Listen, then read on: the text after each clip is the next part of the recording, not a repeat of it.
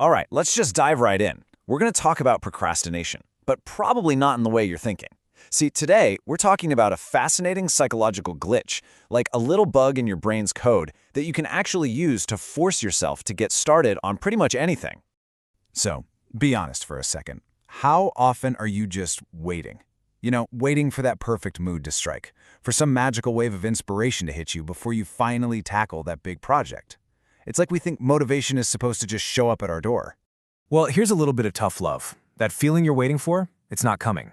Seriously, waiting for inspiration is maybe the sneakiest, most common form of procrastination there is. It's a totally passive strategy, and it's why so many amazing ideas just die on the vine. Okay, so if waiting around is a total bust, what do you do instead? Well, the secret isn't about finding the motivation to finish something. The real secret is all about the psychology of just starting.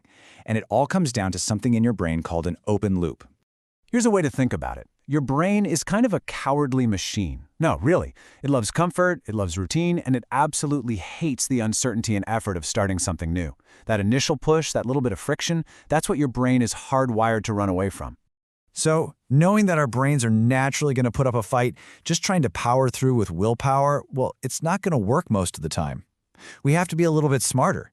We need a way to trick it, to kind of sneak past its defenses and get it going. So, how do we do that? Well, the answer is this really cool psychological principle called the Zeigarnik effect. Let's just call it the Ziggy effect to keep it simple. The whole idea is that our brains just can't stand loose ends. They become obsessed with unfinished tasks, creating this little mental itch that won't go away until we've finished what we started. And this is exactly what's happening inside your head. The moment you start a task, any task, you create what's called an open loop. That creates this cognitive tension. It's that nagging feeling in the back of your mind, right? But when a task is finished, you get relief, you get closure, the loop is closed. That nagging open loop is the glitch we are going to exploit. So how do we weaponize this? How do we create that open loop on purpose? Well, it all comes down to this ridiculously simple technique. This is the key that turns that Ziggy effect against your own procrastination, and it's called the 2-minute trick. That's it. That's the whole thing. Just 2 minutes. The number is so small, it's so completely non-threatening that it just slips right past your brain's defenses. Even the laziest, most resistant brain in the world can't really argue with doing something for just 120 seconds. And the process is just dead simple. First, pick that thing, the thing you've been putting off. Second, pull out your phone, set a timer for 2 minutes. And third, and this is the key, just work on it for those 2 minutes. That's it. That is the only commitment you have to make. And this is maybe the most crucial part to understand.